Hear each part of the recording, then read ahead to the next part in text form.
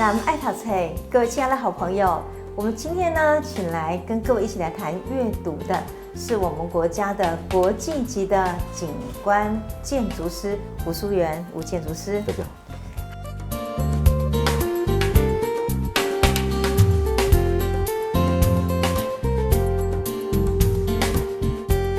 还有我们台南的非常知名的这个林宪忠建筑师。大家好。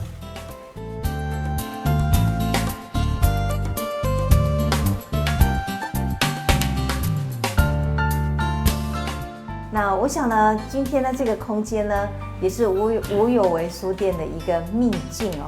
因为呢，这个书店的2楼呢，有这么一个小小的空间，放了几个呢，其实非常复古风的沙发，上面的所有的藏书，其实呢，都是这个林宪忠建筑师他最近读的，他喜欢读的，而且还认为其实最推荐的书。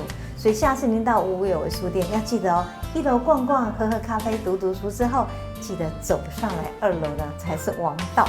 我们今天就在2楼呢，跟各位呢谈了很多有关阅读的事。那其实呢，每个人一进到这个空间，就会想，什么叫无？什么叫有为呢？既然是无的话，怎么会有书店呢？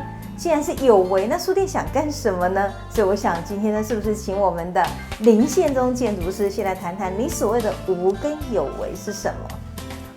是这样子啊，那个会用吴有为这个名字也是来自于我的居住空间是3合院。那3合就像我之前的分享，就是说，在3合院它是一个什么都没有的一个空间，但是呢，它会从其中衍生很多的行为活动出来。然后第2个层次就是说，有点在期许我自己啊，就是说，当我做完一件事情，我要再重新归零，重新到一个无的状态，然后让我的有再更有层次，这样一直循环的，那去做一个。所以无，然后有为之后放空之后，就在下一次的无，然后再下一次的有为，对，就是你今天在整个创造跟生发创意的过程。对，所以我在无有为就这样。那所以我在营造这个书店的时候，也是秉持这个概念，就是我在我的铺陈，包括我的位置的摆设，我也是会稍微让它是一个舒适、让一个放空的一个状态。那我在想，如果这样的话，每次来吴有为书店，可能摆设都会不一样哦，生活会不同哦，因为你一直在无，一直在有为，对不对？确实，我们确实是规划说，每隔一段时间呢，就说哪一天我突然醒来想到，那我可能就会去稍微做一个变化，做一个调整。那就很有趣的。来这书店不止还可以读书，还可以跟你的思维捉迷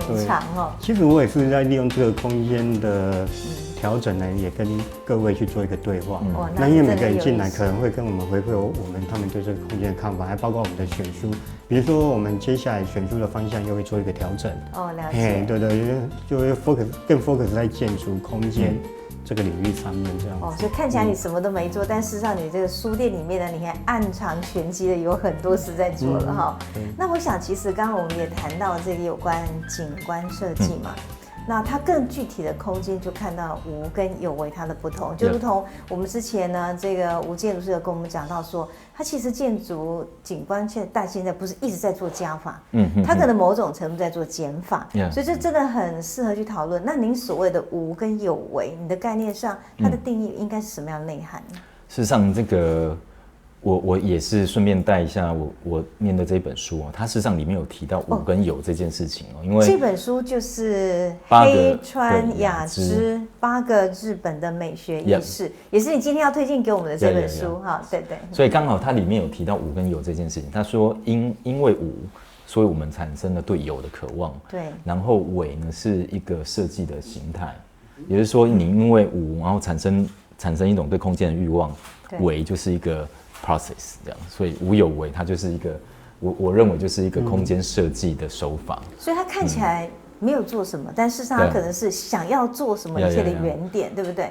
那其实我们可以谈一谈这本书哈，这本书其实真是一个我去京都旅行的时候非常非常好的一本书，因为它从几个很特殊的角度，很抽象。第一个是微弱的微，并气间空间那个间还有秘密的秘，还有素朴素的素。还有讲破这8个角度去透析了，其实以一个日本人，他们为什么可以成就很特殊的美学？那他们怎么想？因为我觉得很有意思，是因为我们通常都是就像这个无有为空间下面有说过，他讲到我们实体的思维你怎么想，你才能够成就哪些东西？想是空，但是为就有，对不对？所以我想请你谈一谈，你为什么要推荐这本书呢？事实上那个我稍微讲一下。我以前对老子很有兴趣，对，所以我们在讲无的时候，你记得老子曾经讲过“当其无，有事之用”嘛？对，所以空间是空的，但是它却是所有事件发生的场所。是，也就是说，虽然这个是一个空间，但是你放进书柜，它就变书店；对，放进餐具，它就变餐厅。OK，所以这个老子的学说，事实上跟日本的他们最近他们这几百年累积的这种美学意识，我觉得蛮像的，像武啊，或者是伪啊，或者是坚这些，或者是密，他们事实上都在讲一些空间的留白，让事件自然的产生，而不是我们把空间填满，然后所有事件都没有办法有出现的空间的这样子的。所以我有好多次在京都旅行的经验，我光去桂离宫都去过了10几次。哇！这真是一个，很多人问我说为什么每次你要排队去？它真的是一个空间美学的典范，你知道吗？对，当你发现你坐在那里，你窗子一推开，它就是一个景深的；你再往边再对过去，它又是一个层层的一个景深的设计。所以我觉得日本为什么我们国人很喜欢去日本？你们想这个问题，它可能有一个很特殊原因，是因为它的美学意识，它有可能是蛮亘古流强，而且蛮特别。它的美学意识是不会受到更多外在的思潮的影响，它有一个独立美学意识。我想你会推荐这本书，一定是你对这个特别有感想，对不对？其实事实上，日本的美学，我稍微做一些研究，它从以前唐宋遣唐使去把美学啊这些文化带回日本的时候，他们经过一段很长的时间的锁国。也就是说，它的这个美，事实上没有被西方、没有被其他的地方所侵略，也没有被 mix， 所以他们培养出一个独立的、很高雅、很安静、很静谧的那种美学的一个状态，产生它这几百年的建筑美学、工艺、文化，事实上在世界上是非常非常的独特的这样的状态。所以他们其实就很wabi sabi的去面对他生活中所看到的许许多多的一种美感，对不对？那这里面呢，其实他谈到了总共有8个日本人去思考。我个人对那个里面的甲呀，尖呐，我印象特别深，因为之前呢，您在分享的时候，你在讲的那个水交社，你也提到那个尖的概念，你有没有告诉我们尖的美学本身它主要的意涵是什么？其实尖它非常非常的难解释，但是我稍微把它讲白话一点，也就是说，在一幅绘画里面，我们摆上一个东西，其他的留白就是尖，对，然后在音乐里面，我们放上一个音符。其他空白的地方就是余韵，对，也就是说，这些留白、这些余韵，事实上是空间最美的状态，因为它可以随时出现千百万种不同的变化，对，而不是被定义。你去想一下，像我们大部分的公园里面都填满了什么体健设施、儿童游具，所以。儿童在探索的过程，他事实上被限制住了，他没有任何的其他的机会。对，老人就是必须要做机械性的动作。对，但是你去看水交社目前是一个大草坪，它什么都可以产生，踢球啊、打羽毛球啦、野餐啊、冥想啊、晒太阳啊。那就是你的三合院了。对，事实上这个都是尖的美学。对，所以其实日本也可以。我自己在阅读这本书的时候，我对这一段是很感动，是因为你有一个尖的一个退让。之后你就发现，就是刚刚阿忠讲，在之前分享告诉我们说，给人家留的余地的感觉，对不对？然后有一个尖的退让之后，你发现人跟人产生一种比较好的秩序的美感，然后呢摩擦度也就不会那么强。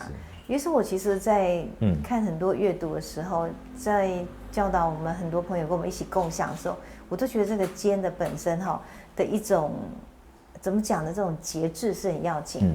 我们台南有一家店，那个店是100多年的连地董，你去过吗？阿忠？那个饼店我知道，好吃对不对？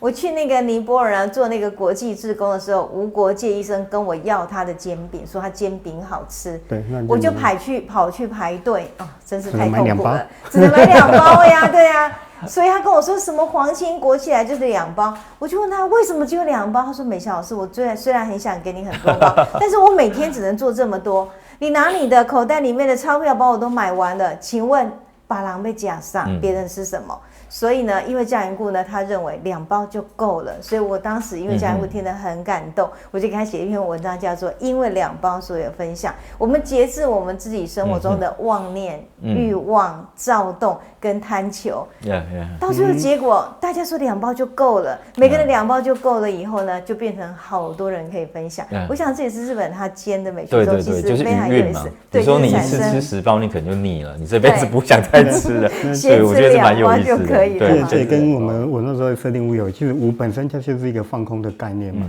那伪它是一个顺势而为，它不是刻意的作为。对，我们社会上充满太多刻意的作为。对，我要成名，我要得到什么东西。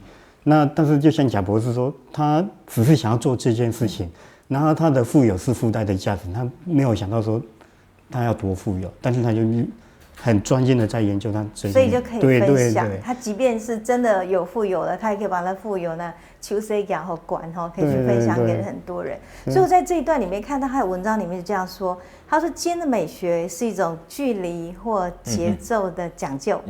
日本人是以秩序感来创造煎的美学的，所以有时候发现读这本书会有感动说，我们好像也需要在我们阅读完之后也找回一点这样的秩序感，对不对？对，它里面还有一段我觉得蛮有趣，是它里面有讲到那个朴树的树哈。它其实呢，在朴树里头，它其实讲到可能就是我觉得更回到一个原生的状态，对不对？因为我在看你的花博本身，你在做这个 case 的时候，我去那边看到许许多多的草木，其实好像你都是取用的是台湾原生种，当时为什么这样想象？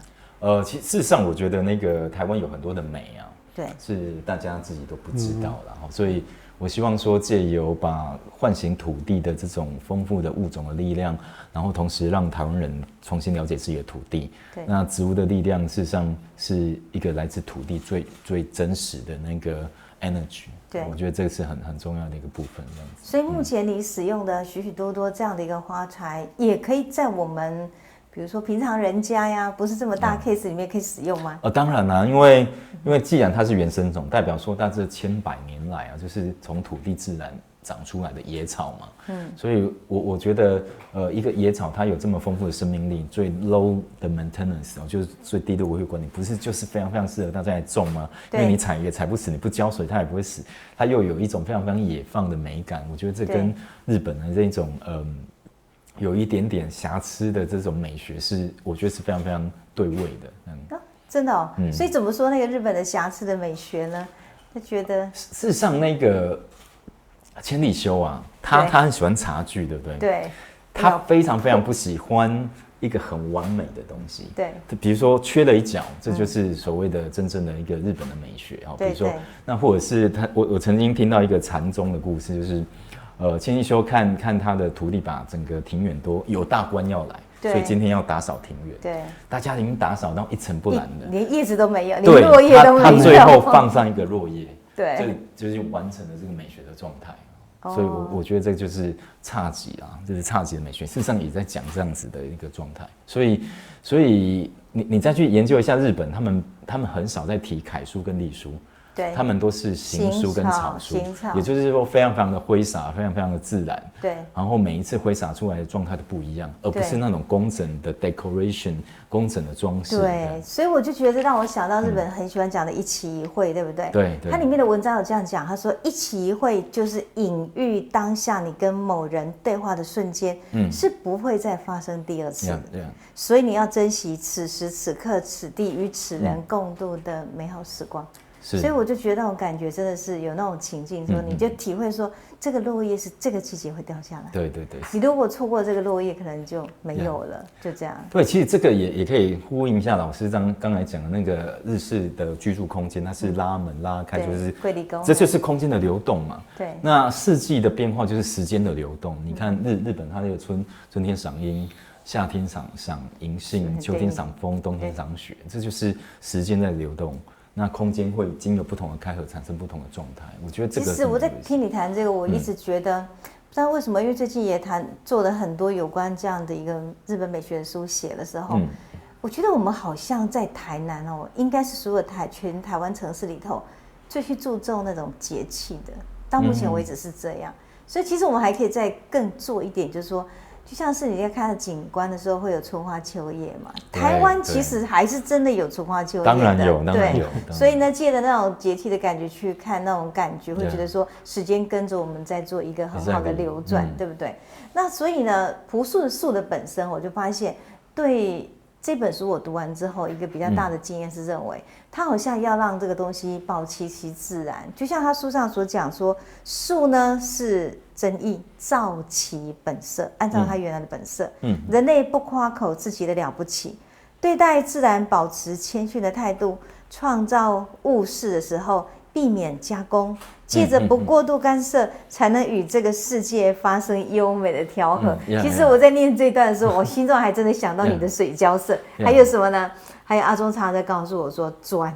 我说为什么要砖呢？砖是不能永久的耶，对不对？可是砖有一个好处，你觉得还有什么好处？你要这样一直强调呢？没有，因为就像刚才说你讲，砖是个朴实，然后它的原料都来自于自然大地，它不会添加一些化学什么东西的。然后它本身回归到大地，也可以用自然状态回归到大地。它不会像混凝土，它没办法回归了。对，所以废料。对，所以砖是一个应该说什么啊，很符合自然的一个材料。那刚才我们所讲的，就让我想到一个，就是说我们对吃这件事情，大家有没有发现，我们很少吃到食物本身的味道，他们都是调味料，对，都是加了一堆有的没有调味料。那比如说，当我吃高丽菜本身那种甜美的滋味到底是怎么一回事？不知道。对，它失去了这本书上谈到的树朴素那个树的一种原味。这个回到我们的空间也是这样子，我们空间就会这边加一个，那边加一个。比如说，我们造型就很简单、很本质，但是一定，这样好像少了什么东西，就不加，还有一加。其实这个部分以前我的老师曾经给我一句话啦，就是说。设计的最高的表现就是清丽孕于无华，就是非常非常的美丽的东西，就是来自于没有任何的装饰，就是呼应刚才美霞老师讲的树，对呀，就是这一句贯穿的。因为我以前读陶渊明的诗的时候，我常给他介绍陶渊明，就是一句话：繁华落尽见真纯。我觉得人生中那种感觉是最对。不过我想要再问两位一个问题哦。你要知道，其实景观春花秋叶一定会败嘛，它一定会不见了有一天。然后呢，砖有一天会枯去啊，但台湾会讲会含烧啦，你知道吗？所以就是对我们来讲，是不是也有一个这样的一个生命观？就像他这本书中的甲提到的哈，没有中立是恒久了，所以建筑、景观设计有恒久性吗？应该这么讲，对我来讲。没有什么东西是很久的嘛，建筑更是如此啊。对，那应该说顺自然，它该是消失回归到它就该消失回归到，就好像我们人会老，那就是一个老的一个成熟状态，不需要再去拉皮啊或什么。那我觉得这就变有一点第一个违背自然，那第二个有点太刻意的作为了。对，那地球人本来就是这样子，你就要顺势而为，那归于无才会有嘛。那不然我们今天都不会坐在这边啊，因为说前人都已经把你挤满了，哪轮得到你啊？对啊，一样的道理，就你没有。我们要谦虚推让的成全很多的无，对不对？那因为可能台湾的国际环境，或是台湾从此的那儒家思想，我们就要争第一啦，我们要最好的成绩啦，书中自有黄金屋什么。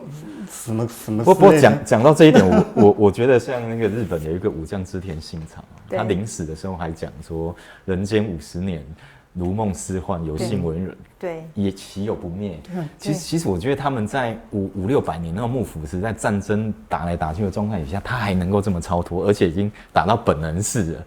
我觉得这个是日本他们留下来的一个美学。我问我说。日本朋友啊，所有历史人物里面，他们其实最喜欢的就是织田信长，就是有这种所有事情都会消失的一个美学状态，所以他们才会去用甲来成全他们所看到其实眼前的一切。如果眼前一切终归有一天会像《金刚经》一样说如幻梦泡影，如露亦如电的话，那什么是我们拥有的真呢？所以一期一会才会产生，对，一生一座才会产生，对不对？然后呢，我觉得如果这样的话，那你在一生一座跟一期一会的过程中，如何一心一意的做一件事情，对他们来讲是好的。所以可能也是因为这样缘故，他们会产生一个比较好的一个职人的美学的这种概念，对不对？不过既然要谈到职人，我真的也不是因为你们两位帅哈，所以在赞美你们，因为我觉得今天我们邀请你们两位来跟各位谈一些有关阅读，我相信很多朋友喜欢我们这个节目。在这节目中，我们也希望能够透过大家的经验谈，也带我们的身边朋友一起来做阅读啦。那这个无有为书店很特别，因为每个人走进来就觉得说，它事实上是在提供很多主题阅读，它有一种某种程度上的一个导引。那我不知道素媛你也常常这边来看看书啊，也认识一下阿中啊，你怎么看阿中的这个无有为书店啊？我觉得它就承载了很多的可能性啊，也就是说，当其无有是之用嘛。对，所以我常常看到它里面的空间怎么又跟我上次看到的不一样，也就是说，它事实上在无之间创造很多事件发生的可能性。之前也办过讲堂嘛，现在可能还有。然后它的书店、它的住宿的空间，事实上都是在调整来调整去。我觉得这个大概是一个间的概念跟无跟有之间一个很微妙的一个关系的一个变化。所以这本书其实阿中在这里呢做的也很多的选书啦，包括这本书我们是在这边做一个很好的发现，拿回去阅读，真的觉得受用无穷哈。那如果这样的话，我觉得你怎么看阿中的这个人啊？是因为他的因素所产生的无有为吗？还是因为你觉得他本来就是这个书店的养成，所以呢今天成就了一个在台南这么不同的一个建筑师啊？我觉得阿中应该蛮特别，就是他整个人充满了探索跟实验啊，就是说对空间的实验，对于执行设计的一个探索，我觉得这是蛮有意思的一个状态。对，其实我个人还有一个可以跟你加上去讲，是我觉得阿中很好学。我觉得他真的超级好学，而且呢，因为他的好学，所以他也希望说他的好学的结果可以分享给大家。所以这里其实办了很多很有趣的讲座，哈，对。那您未来的这一年中的讲座会是有什么嘞？我们今年这样讲座当然也会回归到第一个，我们会讲到建筑空间。是。那当你音乐的性质，比如说我们会讲那个黑哥谢明佑，然后来跟台北一个看歌呢，那宜兰的看歌呢，我们来谈那个古典歌仔戏，了解，还有跟那个歌谣之间的关系，台湾这方面的研究。那当然我们也会有一个车库音乐季跟车库艺术，了解。对，那也会有一些建筑展这一块。了解，所以我们可以拭目以待，你会有很多其实非常另类的，但在我来讲是超扎实的。你看，一个建筑师，然后又书店，然后又要搞音乐，然后我们的黑哥谢明又觉得只要阿中召唤都会来。我觉得这边的感觉真好。对啊，没有主要，然后其实今年重点，如果真的要讲今年重点，我们会摆在社区。社区，对，我觉得那很好。社区是我们一个，我们今年的一个很大的重点。对，我们可以拭目以待，让它可以发挥一个很大的效能。对，那我记得我当时呢一提到这个景观设计之类的，阿中总是告诉我说找吴淑媛就对了。我说就找他，他说他可是我们台湾建筑界的刘德华。大家看一下这个 pose， 这个颜值超高之外，内涵真的更不用讲了。但是我想请问一下，您跟他这么多年来，你们在建筑跟这个设计上，你们有很多的对话。我刚刚说过嘛，景观设计是个导演，那把他的剧本呢就交给一个建筑师。我想在很多这样的对话的过程中，你怎么看苏源这位景观建筑师呢？应该说我对苏源印象比较深的，或者他给我的一个启发，就是说不拘于形。对，因为就是说，景观不是只是这样子而已，它有更多可能性要去探讨，更去挑战的 challenge。对，这是他给我的一个感觉，就是所以其实我在想，你虽然这样讲苏源，我也觉得很想讲你自己了哈，因为我觉得，我记得我们在这个经营这个新的单元的时候，我们一直用一句话的诅咒来扣我们这么多的节目。这一年来，大家会听到我们常讲一句话，叫做“阅读是一切的可能”。因为我觉得你只有放下了许许多多的谦虚，然后呢臣服跟卑下，跟刚刚吴淑源建筑师所提到的空的概念，或是留白的概念跟尖的概念的话，我觉得我们才能够把我们很多的东西呢，一一的呢就邀请到我们的世界里头。那这个书店呢，其实很特别，是它可能是一份的留白，它也更有可能呢，它是一份的邀请。在留白的跟邀请的过程中，希望你走到这个空间里头，你看到这个书店里头，阿忠为你精心的选书，你打开它，其实阿忠是无所谓哦。可是你看了这本书，逐字这么读下来，就像我今天在这里看到的日本八个很好的美学意识，读完了以后，我带到京都，不管看到什么样的好风景，然后呢去到哪个百年店家，我都会感觉到这个美学意识跟着我们走。那在这个走的过程中，其实我们就有很好的心灵的体会了。希望各位也喜欢。那我们今天由吴淑媛景观建筑师还有阿忠所各位带来的这个单元，希望他们所带来的这一本好书推荐以及这个节目您会喜欢，谢谢您。风花树头飞，阮的心情对你走相找。风花烟拍拍，日日点点一地走拖。风花烟拍拍，日日点点一地走拖。春花，日日点点一地走拖。春花红红插头丛。